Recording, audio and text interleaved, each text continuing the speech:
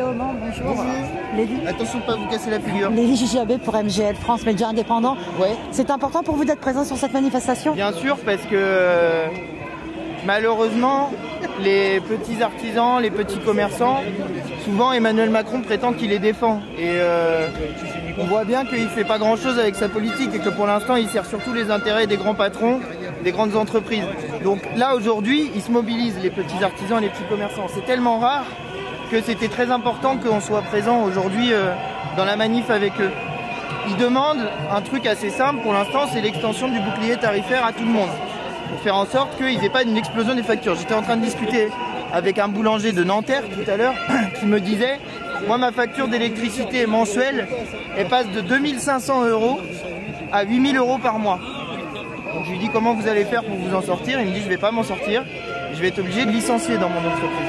La conclusion de laisser faire le marché, c'est qu'on va encore augmenter le chômage et qu'il va y avoir des boîtes qui vont fermer et qu'il y a déjà des boîtes qui ont fermé. Donc voilà pourquoi on est là aujourd'hui. C'est ça aussi parce que l'artisanat en France est le premier employeur.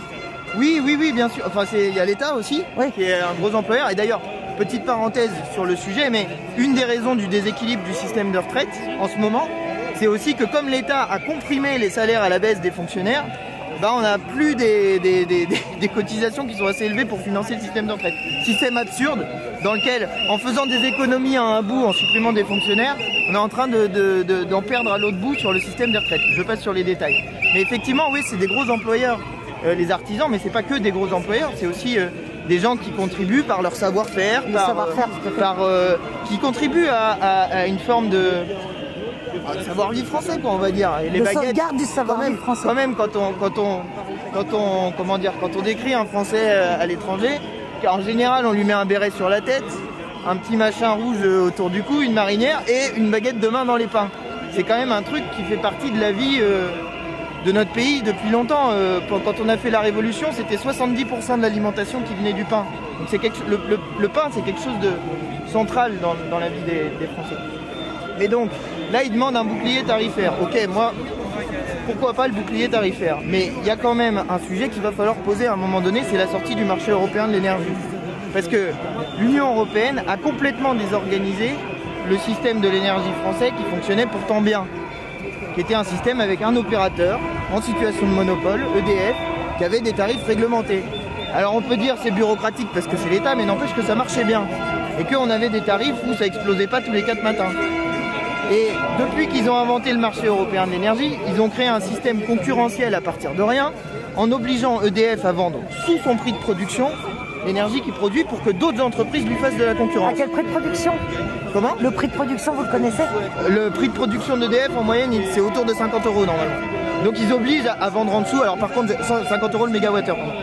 Là ils obligent à vendre en dessous, je ne sais pas à combien, mais en dessous du prix de production pour que ces entreprises puissent concurrencer EDF. La folie. Pour vous prendre un exemple concret, c'est comme si un boulanger qui produit, mettons, 1000 baguettes par jour à 80 centimes était obligé d'en vendre 100 à 10 centimes à un concurrent pour que ce concurrent puisse les vendre à 50 centimes et lui faire de la concurrence.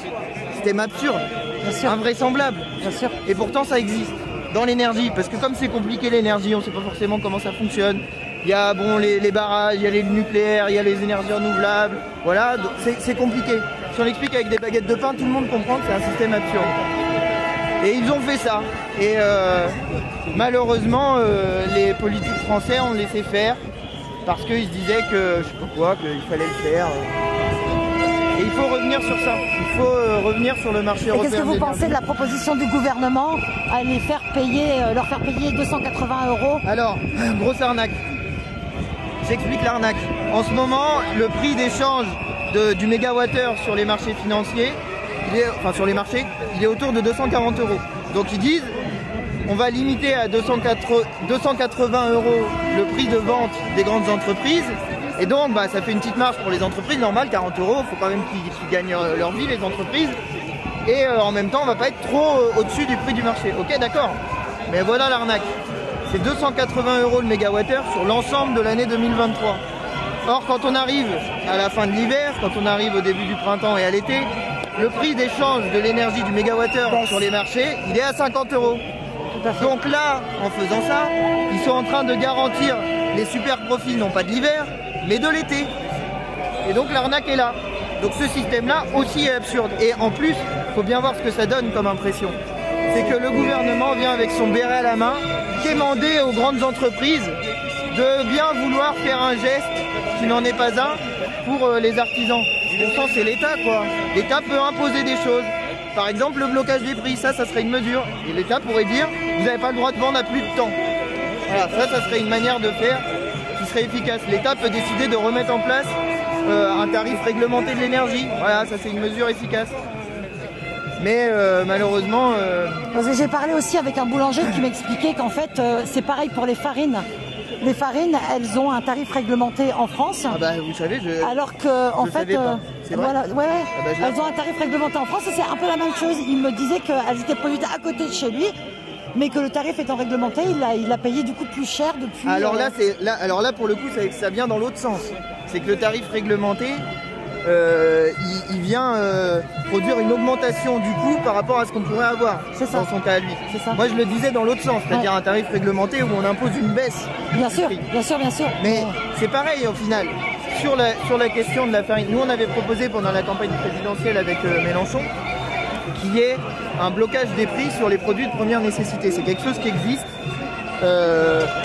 Par exemple sur l'île de la Réunion. Sur l'île de la Réunion, ils ont je me souviens plus comment ça s'appelle, mais en gros un panier de produits à prix bloqué.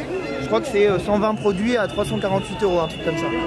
Et qui sont, bah voilà, la bouffe, les pâtes, le riz, des fruits et légumes, et puis des produits d'hygiène.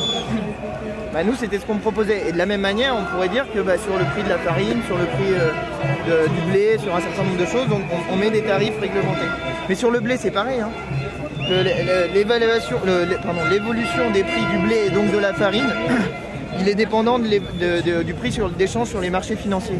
Quand la guerre en Ukraine a commencé, il y a eu une multiplication par 4 des échanges sur les marchés du prix du blé. Parce que forcément, comme l'Ukraine, il y a beaucoup de blé. Alors même que pour l'instant, il ne se passait rien, la seule spéculation a multiplié par 4 le prix de vente du blé, ce qui est un truc absurde, quoi. Et justement, c'est un des sujets, c'est que dans l'évolution des prix qu'il y a en ce moment, dans l'inflation qu'il y a en ce moment, il faut être capable d'évaluer ce qui est une part qui est effectivement liée à une situation économique particulière. Exemple, la moutarde. La moutarde, il y a le changement climatique qui joue, c'est produit au Canada, il y a eu une sécheresse, donc il y a eu moins de moutarde qui est produite, donc le prix augmente. Ok, normal, il y en a moins, et il y a toujours la même demande, ça augmente. Mais il y a plein de cas où c'est pas le cas. Il y a plein de cas où il y a des évolutions des prix qui sont un peu suspectes, où on se dit tiens, qu'est-ce qui s'est passé ? Quelle est la matière première exactement qui est concernée dans Tout à fait, on a l'impression que la guerre en Ukraine, tout était produit en Ukraine dernièrement. Ouais, alors ça y est, maintenant le lait de vache c'est produit en Ukraine, enfin tout est produit en Ukraine. Et vraiment il y a eu cette manière de faire dans la grande distribution, d'augmenter les prix, sans qu'on sache si c'est la grande distribution ou si c'est les industriels qui sont à l'origine de cette augmentation des prix, mais où il y a un peu on en profite quoi. Il y a la guerre, donc les gens ils diront rien s'il y a une augmentation des prix. Or tout ça arrive en même temps. La stagnation des salaires, l'augmentation des prix, la réforme des retraites, de la retraite à 64 ans, tout ça en même temps. Et ils pensent qu'on va se laisser faire. Jamais le peuple français se laissera faire. C'est pas possible. Merci beaucoup.